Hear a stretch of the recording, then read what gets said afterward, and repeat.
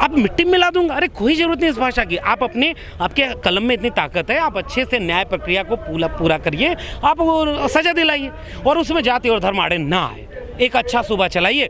बहन मायावती जी उसी उत्तर प्रदेश में एक ऐसी शासिका रहीं जिन्होंने कानून व्यवस्था ऐसी चलाई कि किसी में हिम्मत नहीं थी कि कोई ये आरोप लगा दे कि कोई जाति और धर्म देख करके उनका कानून व्यवस्था चलती थी।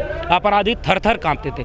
यहाँ गृह मंत्री कहता है कि दूरबीन लगा के खोजने पर अपराधी नहीं मिल रहे और दिन दहाड़े शूटिंग हो रही है। मुख्यमंत्री कहता है अपराधी या तो जेल में है या बाहर हैं और अपराधी उसके सामने बगल में गृह मंत्री का बेटा। कौन कौन है, मैं क्या गिनाऊँ।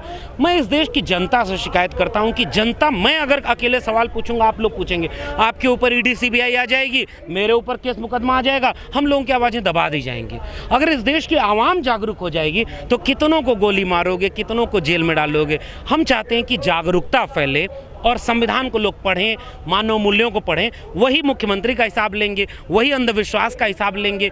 अब ये बड़े बड़े लोग वैज्ञानिक जो कह रहे हैं कि भाई ये वाला मंत्र पढ़ती गर्भवती महिलाएं तो बच्चा संस्कारी पैदा होगा, और दुनिया में सबसे ज़्यादा कुसंस्कारी, अब मैं उस पर और नहीं बोलना चाहता हूँ, आप छोड़ दीजिए, लेकिन आप समझ लीजिए। इनके काट क्या है सर? काट वैज्ञानिक चेतना है, अध्ययन, शिक्षा, कलम, किताब। इस देश में सबको शिक्षा दीजिए, पढ़ाइए, उनको चेतना संबंध, डिग्री वाली शिक्षा नहीं, चेतना वाली शिक्षा। इस देश के हर विद्यार्थी के हाथ में कलम होगी ना, हर विद्यार्थी के हाथ में किताब होगी ना, धीरे धीरे वो पढ़ते पढ़ते अपना सवाल पूछ। दर्जनों अपराधी आज बीजेपी के सबसे ज़्यादा विधायकों पर आपराधिक मुकदमे हैं, कौन मिट्टी में मिलेगा। और एक संवैधानिक पद पर बैठे व्यक्ति को भाषा की गरिमा रखनी चाहिए। मुझे नहीं लगता कि यह भाषा शोभा देती है। आपके हाथ में, आप एक बड़े ओहदे पर बैठे हैं, आपको जनता ने चुन दिया। हम चाहें ना चाहें, आप उस उत्तर भारत के सबसे बड़े सूबे के मुख्यमंत्री हैं, आप एक बहुत संवैधानिक ओहदा है, आपकी भाषा में एक नम्रता, मर्यादा दिखनी चाहिए। मैं अभी उस बात पर छोड़ देता हूँ कि आप योगी हैं तो आपको क्रोध क्यों आता है, आप योगी हैं तो आप जाति कैसे याद करते हैं, मैं तो छोड़ देता हूँ। मैं मानता ही नहीं कि वो योगी हैं, लेकिन मैं कम से कम ये मानता हूँ कि लोकतांत्रिक देश में एक सबसे बड़े सूबे के मुख्यमंत्री हैं। मैं वही कह रहा हूँ कि 24 का चुनाव इस देश के लिए इसलिए सबसे ज़रूरी है कि अगर ये चुनाव फिर से वो ताकतें जीत जाती हैं जो खुलेआम इस देश में लिंचिंग के लिए कोई कठोर कानून नहीं बनाती, दलितों के उत्पीड़न पर कोई बहुत अफसोस उनको नहीं होता है, ओबीसी के हक अधिकार मारने के लिए कोई अफसोस नहीं, वो जाति जनगणना नहीं कराएंगे, खुलेआम नहीं कराएंगे। वो कहेंगे, उनके लोग कहेंगे कि भारत के संविधान को बदल देंगे, उस पर कोई कार्रवाई नहीं होगी। अगर ये लोग सरकार में वापस आ गए तो निश्चित रूप से 24 के बाद का भारत तो बहुत ही खतरनाक होने वाला है। इसलिए इस चुनाव को लेकर के, और हिंदू राष्ट्र, देखिए, एक तो हिंदू राष्ट्र कोई बनने वाला नहीं है, मुझे ऐसा लगता है। भारत का संविधान एकदम से खत्म कर दो, ये संभव नहीं लगता है। इस देश में बहुत सारे लोग हैं जो संविधान की अहमियत समझते हैं, वो सारे लोग संविधान को बचाने के लिए सड़क पर आएंगे। अभी जितना आना चाहिए वो नहीं आ रहे हैं। अभी हो सकता है कुछ लोगों को सांप्रदायिकता में मज़ा आ रहा है, कुछ लोगों को हिंदू मुसलमान के नाम पर लड़ाने में मज़ा आ रहा है, हो सकता है ये बात ठीक है, लेकिन मुझे नहीं लगता कि ये सब होगा। हाँ, ये सब सरकार बनाने में बड़ा काम करता है। अगर हिंदू मुस्लिम को आपस में लड़ाते रहो तो बाकी लोगों को शिक्षा, रोजगार, सवाल जो महत्वपूर्ण है, जैसे हम लोग बार बार कहते हैं शिक्षा बिक गई, इस पर कोई बात नहीं होगी, क्योंकि बात किस पर होगी, हिंदू मुस्लिम पर। वो हिंदू राष्ट्र बनाने की बात कहेंगे, हम कहेंगे नहीं, गलत है। बहस किस पर हो रही है, हिंदू राष्ट्र पर, ये उनकी पेच है। वो कहेंगे कि हिंदू खतरे में है, मुसलमानों की आबादी बढ़ रही है, 4 शादी कर रहे हैं, ये ट्रिपल तलाक, ये वो। हम कहेंगे शिक्षा और रोजगार नहीं मिल रहा है, 2 करोड़ रोजगार देने को बोले थे, वो कहाँ गया। जहाँ सरकार फंसती उस पर बहस न हो, इसलिए अपने कुछ लोगों को छोड़ रखा है। और अगर ये हिंदू राष्ट्र वाला काम कर गया मामला, तो हिंदू राष्ट्र बना भी देगा। और हिंदू राष्ट्र बस असल में है नहीं, वो upper caste, upper class, male hegemony का थोड़े से लोगों का एक राष्ट्र बन जाएगा। बाकी लोग मजदूर और गुलाम की हैसियत में रहेंगे, थोड़े से लोग शासक की हैसियत में रहेंगे। देखिए, ये तमाम देश भर के संगठन जो वंचित, शोषित, किसान, कामगार, कमेरा लोगों के, मेहनतकश लोगों के हक के लिए लड़ने वाले लोग हैं, उनके तमाम संगठन मिल कर के एक बहुसंख्यक सम्मेलन संघ बनाया हुआ है। उन संघ से, एक यूनिटी से बहुत सारे मुद्दे जो इस देश के सबसे ज़रूरी मुद्दे हो सकते हैं, जैसे जाति जनगणना का सवाल है, आरक्षण का सवाल है, निजीकरण का सवाल है, और पुरानी पेंशन का मसला है, यानी केवल SC, ST, OBC का नहीं, इस देश के जो बुनियादी मुद्दे हैं, जो भारत की भारतीयता को बचाने और बनाए रखने के लिए बहुत ज़रूरी मुद्दे हैं। जैसे इस देश में इस समय हर तरफ केवल धर्म के नाम पर बहस हो रही है। हिंदू मुस्लिम, मंदिर मस्जिद और तमाम तरह की सांप्रदायिक नफरत की आग, बांटने तोड़ने लड़ाने की बात की जा रही है। ऐसे सम्मेलन देश को बचाने का काम कर रहे हैं। इन सम्मेलनों का मुख्य उद्देश्य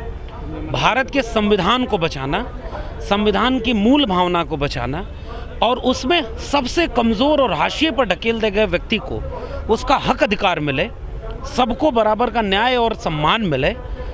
पुरानी पेंशन का मसला आप बताइए कि केवल SC ST OBC का है? नहीं है। संविधान को बचाने का मसला केवल SC ST OBC का है? नहीं, पूरे भारत का है। तो ये एक सम्मेलन ऐसा हो रहा है कि इस देश में जब इतिहास लिखा जाए, अगर ये लड़ाई जीत ली है इन लोगों ने, कि इस देश के मेहनतकश लोगों ने अगर ये लड़ाई जीत ली, तो इनका नाम इसलिए इतिहास में याद किया जाएगा कि जब संविधान को ख़त्म किया जा रहा था, तमाम तरह से हमले हो रहे थे, तो कुछ लोग बचाने वाले थे। लेकिन अगर ये लड़ाई हार जाते हैं, तो भी हारे हुए लोग इतिहास में इसलिए भी याद किए जाते हैं कि वो किसके पक्ष में खड़े होकर लड़ रहे थे। हर जंग जीत ली जाए तभी इतिहास में दर्ज हो, ये जरूरी नहीं।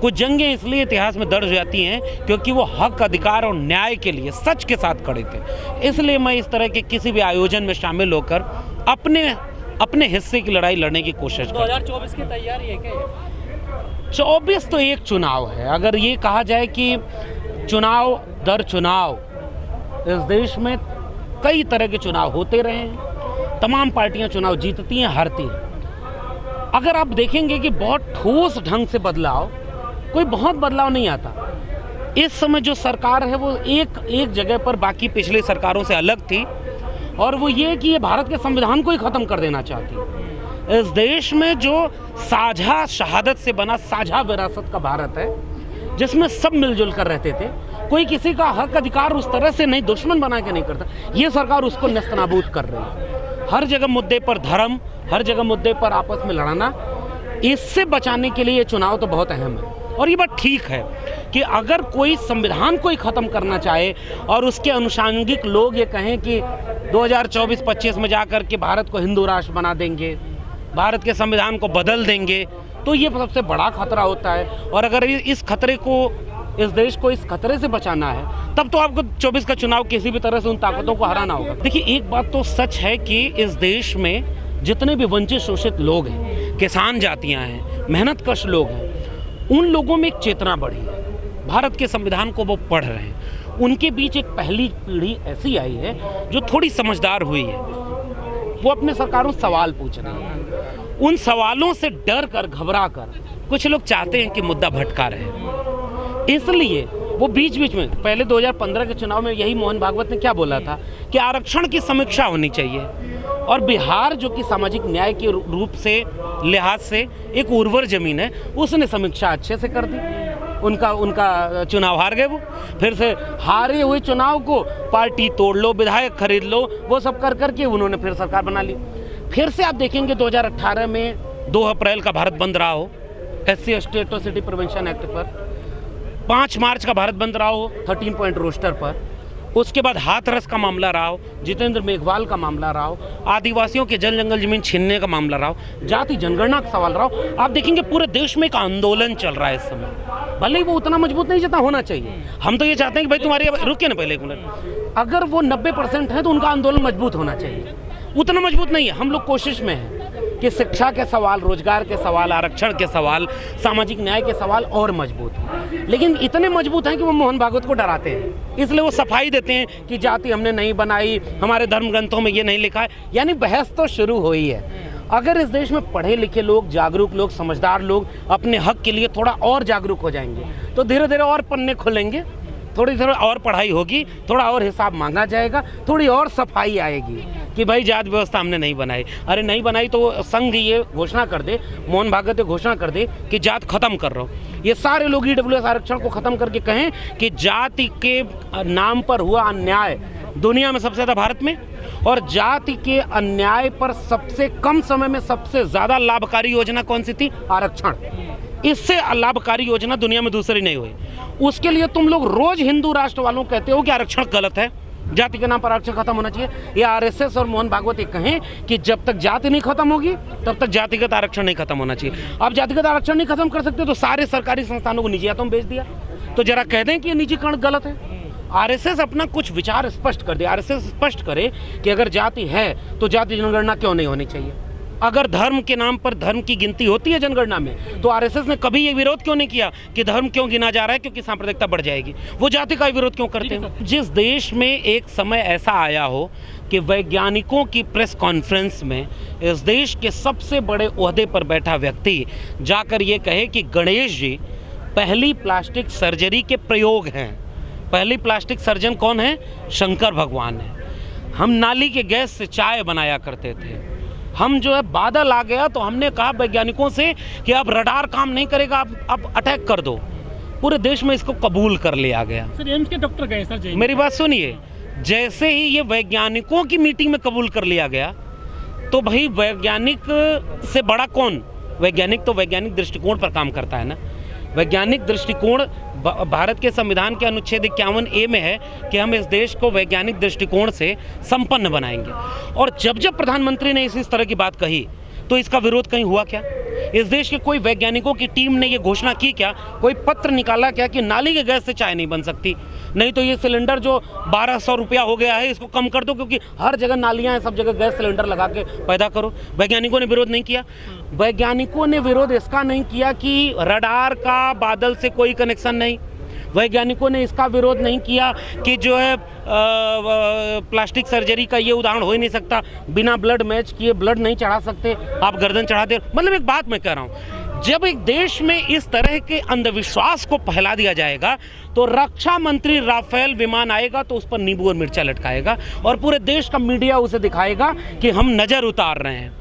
और जब ये प्रवृत्ति धीरे धीरे आगे बढ़ेगी तो एक दिन अचानक देश में सबसे महत्वपूर्ण व्यक्ति कौन हो जाएगा? जो एक बाबा होगा और पन्ने पर किस्मत बताएगा और टीवी चैनल पर बैठ करके लोग कहेंगे कि ये बाबा चमत्कार दिखाते हैं। जबकि टीवी चैनल वालों को ये कहना चाहिए कि ये तो अंधविश्वास है यार, ये अंधविश्वास है।